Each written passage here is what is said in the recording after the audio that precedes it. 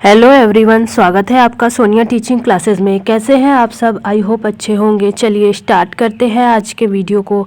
आज के इस वीडियो में मैं डिस्कस करने वाली हूँ रीड 2025 के लिए हिंदी के 30 क्वेश्चन।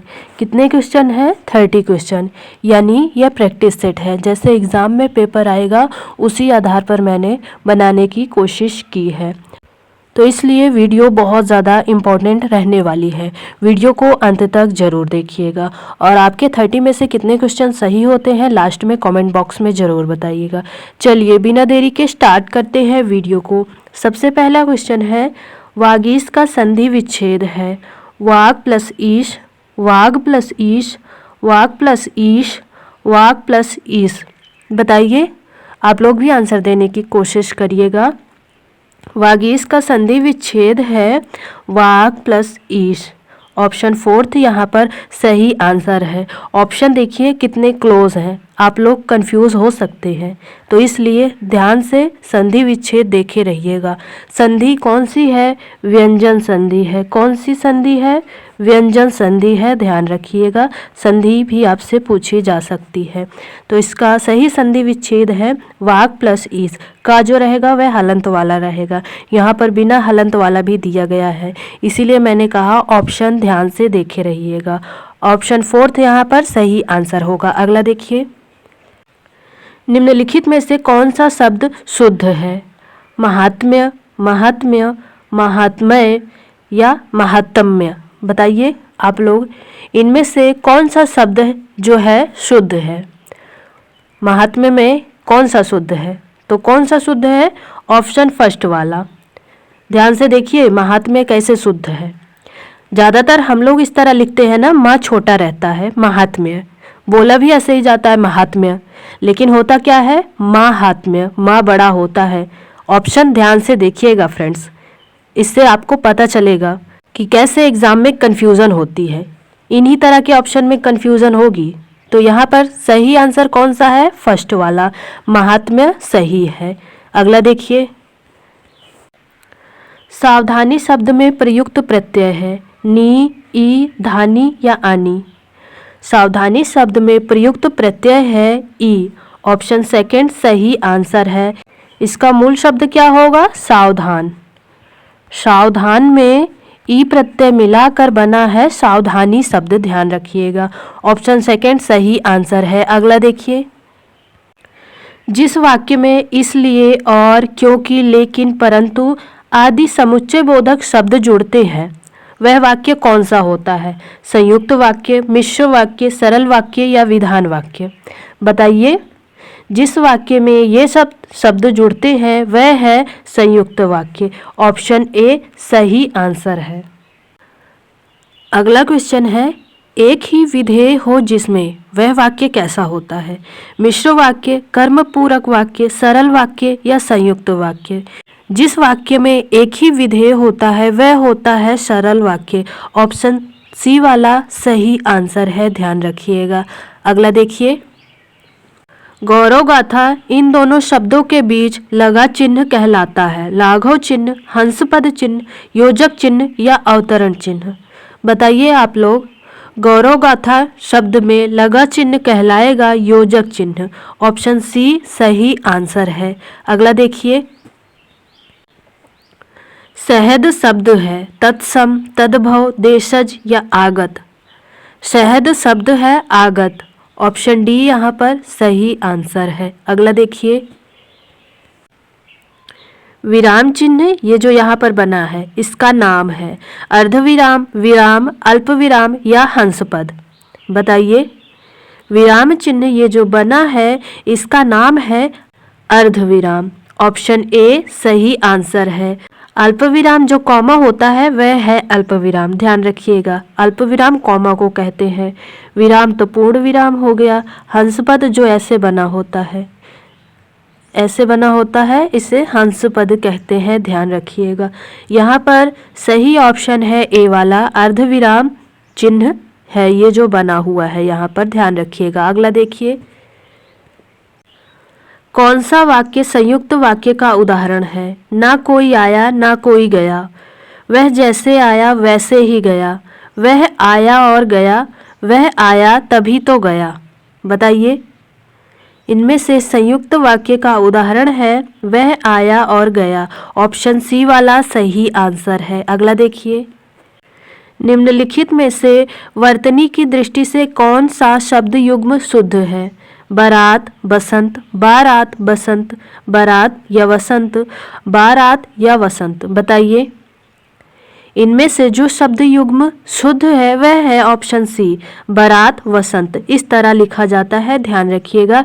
एक बार यह यूपी टेट में पूछा गया था।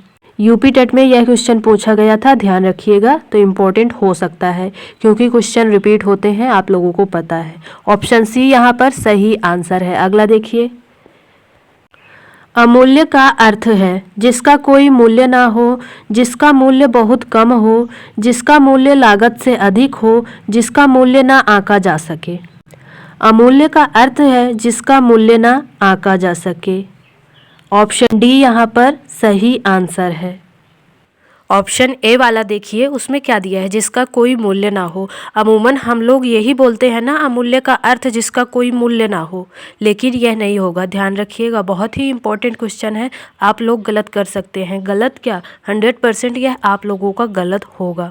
तो ऑप्शन डी सही होगा। अगला देखिए, निधियां शब्द का एक वचन होगा। निधि, निधि, निधि या निधि। बताइए, इनमें से कौन सा शब्द शुद्ध है निधि के लिए? निधि के लिए शुद्ध शब्द है ऑप्शन सी वाला, दोनों ही छोटी रहेगी। तो निधि शब्द का बहुवचन है निधियां, ध्यान रखिएगा। आंसर हमारा सी सही है। अगला देखिए, यद्यपि मोहन धनी है तथापि बहुत दुखी है। साधारण वाक्य है यह, संयुक्त वाक्य है, मिश्र वाक्य है या इनमें से कोई नहीं है? यद्यपि मोहन धनी है तथापि बहुत दुखी है, यह जो है मिश्र वाक्य है। तो ऑप्शन सी सही आंसर है, ध्यान रखिएगा, यह मिश्र वाक्य है। अगला देखिए, किसी कठिन शब्द को स्पष्ट करने के लिए किस विराम चिन्ह का प्रयोग होता है? विवरण चिन्ह, निर्देशक चिन्ह, कोष्ठक या उपविराम। किसी कठिन शब्द को स्पष्ट करने के लिए कोष्ठक का प्रयोग होता है। ऑप्शन सी यहाँ पर सही आंसर है, ध्यान रखिएगा। अगला देखिए, विरासत शब्द का अर्थ है प्रकृति से प्राप्त, पुरखों से प्राप्त, मित्रों से प्राप्त, मूल्य देकर खरीदा हुआ। बताइए, विरासत शब्द का अर्थ है पुरखों से प्राप्त। जो कुछ भी आपको पूर्वजों पुरखों से प्राप्त हुआ है वह विरासत है, चाहे कोई भी चीज हो, ध्यान रखिएगा। ऑप्शन बी यहाँ पर सही आंसर है। अगला देखिए, उन्हीं के कारण पृथ्वी मातृभूमि की संज्ञा प्राप्त करती है। वाक्य में कौन सा काल है? संभाव्य भविष्य, सामान्य वर्तमान, संदिग्ध वर्तमान या आसन्न भूत। उन्हीं के कारण पृथ्वी मातृभूमि की संज्ञा प्राप्त करती है। इस वाक्य में काल है सामान्य काल। ऑप्शन बी सही आंसर है। अगला देखिए, भाव शब्द है स्त्रीलिंग, नपुंसकलिंग, पुल्लिंग या उभयलिंग। भाव शब्द है पुल्लिंग। ऑप्शन सी सही आंसर है। अब आप लिंग पहचानने की एक ट्रिक समझिए।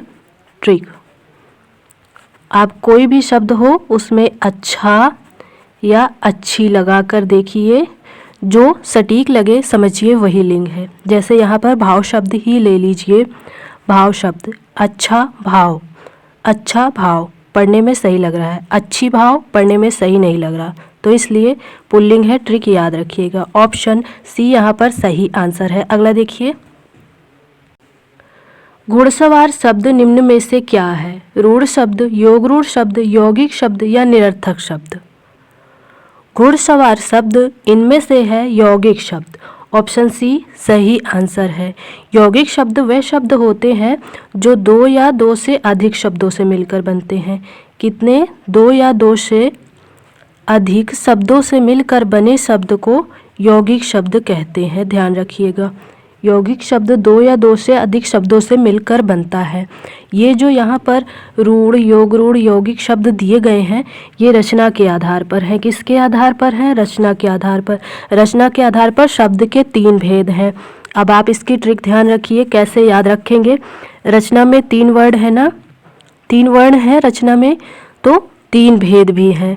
शब्द के रचना के आधार पर तीन भेद हैं। कौन कौन से? पहला हो गया रूढ़, दूसरा हो गया यौगिक, तीसरा हो गया योग रूढ़। तो ध्यान रखिएगा, पूछा जाता है आपसे कि रचना के आधार पर शब्द के कितने भेद हैं, तो तीन हैं। कौन कौन से हैं? ये जो मैंने अभी आपको बताए, रूढ़, यौगिक, योग रूढ़। ध्यान रखिएगा। यहाँ पर इस प्रश्न का सही आंसर है ऑप्शन सी, घुड़सवार शब्द यौगिक शब्द है। अगला देखिए, ईश्वर तुम्हें दीर्घायु दे अर्थ के आधार पर वाक्य का भेद बताएं। प्रश्नवाचक वाक्य, विस्मयवाचक वाक्य, इच्छावाचक वाक्य या निषेधवाचक वाक्य। अब देखिए, अगर आप नहीं पहचान पा रहे हैं तो फिर भी ऑप्शन के माध्यम से पहचान लेंगे। कैसे? प्रश्नवाचक वाक्य है? नहीं। प्रश्नवाचक वाक्य होता तो प्रश्न पूछा गया होता और उसमें प्रश्नवाचक चिन्ह जरूर रहता। विस्मयवाचक वाक्य है? नहीं। विस्मयवाचक वाक्य भी नहीं है, क्योंकि यहाँ पर विस्मय जैसा कुछ नहीं है। इच्छावाचक वाक्य? बिल्कुल इच्छावाचक वाक्य है। ऑप्शन सी सही आंसर है। निषेधवाचक? नहीं, क्योंकि यहाँ पर निगेटिव कुछ नहीं है। ऑप्शन सी इस प्रश्न का सही आंसर होगा। अगला देखिए, अचेतन शब्द का उपयुक्त अर्थ है निश्चिंत, एकत्र, चकित या निर्जीव। अचेतन शब्द का उपयुक्त अर्थ है निर्जीव। अचेतन यानी जो चेतना में ना हो। जो चेतना में ना हो तो वह क्या निर्जीव होगा, तभी तो चेतना में नहीं होगा ना। तो ऑप्शन डी सही आंसर है। अचेतन शब्द का अर्थ है निर्जीव। अगला देखिए, एनसीईआरटी द्वारा आयोजित राष्ट्रीय पाठ्यचर्या की रूपरेखा समीक्षा पर विचार विमर्श के दौरान किसी किशोर लड़की द्वारा सुझाए गए क्या विशिष्ट उपाय थे? अलग अलग अवधारणाओं को स्पष्टता के साथ समझाने के लिए बच्चों को रोजमर्रा की वास्तविकताओं का उदाहरण देना, लड़कों में लड़कियों के प्रति उनके व्यवहार के बारे में अधिक आत्म जागरूकता पैदा करना, लड़कियों के लिए अलग शौचालयों का निर्माण करना, माध्यमिक स्तर पर लड़कियों की भागीदारी की कमी की कारणों की पहचान करना। बताइए, एनसीईआरटी द्वारा आयोजित राष्ट्रीय पाठ्यचर्या की रूपरेखा की समीक्षा पर विचार विमर्श के दौरान किसी किशोर लड़की द्वारा सुझाए गए विशिष्ट उपाय इनमें से कौन है? बताइए। तो ऑप्शन बी सही आंसर है। लड़कों में लड़कियों के प्रति उनके व्यवहार के बारे में अधिक आत्म जागरूकता पैदा करना। ध्यान रखिएगा, यह एनसीईआरटी में एक किशोर लड़की द्वारा सुझाए गए उपाय हैं। ऑप्शन बी यहाँ पर सही आंसर है। अगला देखिए, खेल शिक्षण विधि के प्रतिपादक कौन है? सुकरात, फ्रॉबेल, किलपैट्रिक, अरस्तु। बताइए आप लोग। खेल शिक्षण विधि के प्रतिपादक है फ्रॉबेल। ऑप्शन बी सही आंसर है। ध्यान रखिएगा। अगला प्रश्न देखिए, चक्षु बाधित वी श्रेणी के छात्रों को निम्न स्तर के कार्यों से छूट मिलनी चाहिए। अभिभावकों मित्रों द्वारा उनके दैनिक कार्यों में मदद मिलनी चाहिए। कक्षा में सामान्य व्यवहार किया जाना चाहिए तथा ऑडियो सीडी के माध्यम से सहायता दी जानी चाहिए। कक्षा में विशेष व्यवहार किया जाना चाहिए। विशेष व्यवहार तो नहीं किया जाना चाहिए, यानी आँख में उसे समस्या है तो आप उससे विशेष व्यवहार देंगे नहीं, इससे उसे लगेगा कि मेरे अंदर कोई कमी है, इसीलिए मुझ पर कुछ ज़्यादा ही अच्छा बर्ताव किया जा रहा है। तो ये तो नहीं होगा, ऑप्शन डी नहीं होगा। और निम्न स्तर के कार्यों में छूट मिलनी चाहिए, नहीं, ये भी उसके लिए विशेष व्यवहार होगा। अभिभावकों मित्रों द्वारा उनके दैनिक कार्यों में मदद मिलनी चाहिए, नहीं, ये भी उनके लिए विशेष व्यवहार होगा। उन्हें सामान्य बच्चों की तरह फील करवाना चाहिए, तो इसके लिए ऑप्शन सी सही होगा। ध्यान रखिएगा। अगला देखिए, छात्र के अधिगम में अंतराल का निदान निम्नलिखित के बाद करना चाहिए। उचित उपचारात्मक उपाय, सघन अनुप्रयोग एवं अभ्यास, सभी पाठों को व्यवस्थित रूप में दोहराना, निष्कर्षों से शिक्षार्थी तथा अभिभावकों को अवगत कराना। छात्रों के अधिगम में अंतराल का निदान निम्नलिखित के बाद करना चाहिए। बताइए किसके बाद करना चाहिए? उचित उपचारात्मक उपाय के बाद।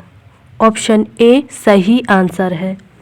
अगला क्वेश्चन देखिए, राज्य स्तर की एक एकल गायन प्रतियोगिता के लिए विद्यार्थियों को तैयार करते समय एक विद्यालय लड़कियों को वरीयता देता है। यह दर्शाता है परियोजनात्मक उपागम, प्रगतिशील चिंतन, लैंगिक पूर्वाग्रह, वैश्विक प्रवृत्तियाँ। यह व्यवहार जो है दर्शाता है लैंगिक पूर्वाग्रह। ऑप्शन सी सही आंसर है। ध्यान रखिएगा, क्योंकि यहाँ पर लड़कियों को वरीयता दी गई है। ध्यान रखिएगा, ऑप्शन सी सही है। अगला देखिए, शिक्षा के संदर्भ में समाजीकरण से तात्पर्य है समाज में बड़ों का सम्मान करना, सामाजिक वातावरण में अनुकूलन और समायोजन, सामाजिक मानदंडों को सदैव अनुपालन करना, अपने सामाजिक मानदंड बनाना। शिक्षा के संदर्भ में समाजीकरण से तात्पर्य है सामाजिक वातावरण में अनुकूलन और समायोजन। ऑप्शन बी यहाँ पर सही आंसर होगा। अगला देखिए, परियोजना विधि के जन्मदाता है आर्मस्ट्रॉन्ग, सिम्पसन, किलपैट्रिक या कौशलात्मक। परियोजना विधि के जन्मदाता हैं किलपैट्रिक। ऑप्शन सी सही आंसर है, ध्यान रखिएगा। आर्मस्ट्रॉन्ग ने खोज विधि दी है, कौन सी दी है? खोज विधि, इन्हें भी ध्यान रखिएगा। आर्मस्ट्रॉन्ग ने खोज विधि दी है। अगला क्वेश्चन देखिए, बालक के विकास की किस अवस्था में इलेक्ट्रा एवं ऑडिपस ग्रंथियों का विकास प्रारंभ होता है? शैशवावस्था, बाल्यावस्था, किशोरावस्था या प्रौढ़ावस्था? बताइए। शैशवावस्था, ऑप्शन ए सही आंसर है। शैशवावस्था में बालक में इलेक्ट्रा एवं ऑडिपस ग्रंथियों का विकास प्रारंभ होता है। ऑप्शन ए सही आंसर है। अगला देखिए, शिक्षण की नवाचार विधि जिसमें छात्र अपनी स्वयं की सीखने की गति से सीखता है कहलाती है आगमन विधि, निगमन विधि, अभिक्रमित अनुदेशन या ह्यूरिस्टिक विधि? इस प्रश्न का सही आंसर होगा ऑप्शन सी। शिक्षण की नवाचार विधि जिसमें छात्र अपनी स्वयं की सीखने की गति से सीखता है वह है अभिक्रमित अनुदेशन विधि। ऑप्शन सी सही आंसर है। अगला देखिए, ब्रेल पद्धति के बारे में पढ़ाने के बाद विद्यार्थियों को दृष्टि विकलांग छात्रों के विद्यालय में ले जाया गया। यह विद्यार्थियों की सहायता करेगा, दोस्तों के साथ मजा एवं आनंद लेने में नहीं, सभी प्रकार के विकलांग छात्रों के प्रति सम्मान विकसित करने में नहीं, कक्षा के अधिगम को वास्तविक जीवन परिस्थितियों के साथ जोड़ने में सही। ऑप्शन सी सही होगा। दृष्टि विकलांग छात्रों के प्रति सकारात्मक अभिवृत्ति का विकास करने में नहीं। तो इस प्रश्न का सही आंसर है ऑप्शन सी। अगला देखिए, किसी के कथन को उद्धृत करते समय किस विराम चिन्ह का प्रयोग किया जाता है? इसका आंसर आप लोग कमेंट बॉक्स में देंगे क्योंकि यह आप लोगों के लिए अभ्यास प्रश्न है। तो फ्रेंड्स, आपको यह वीडियो कैसे लगा कमेंट बॉक्स में ज़रूर बताइएगा। इस प्रश्न का आंसर कमेंट बॉक्स में ज़रूर दीजिएगा। वीडियो पसंद आए तो वीडियो को लाइक कीजिए, अपने दोस्तों के साथ शेयर कीजिए और ऐसे इंटरेस्टिंग वीडियोस देखने के लिए चैनल को ज़रूर सब्सक्राइब कीजिए। थैंक यू फ्रेंड्स, मिलते हैं नेक्स्ट वीडियो में।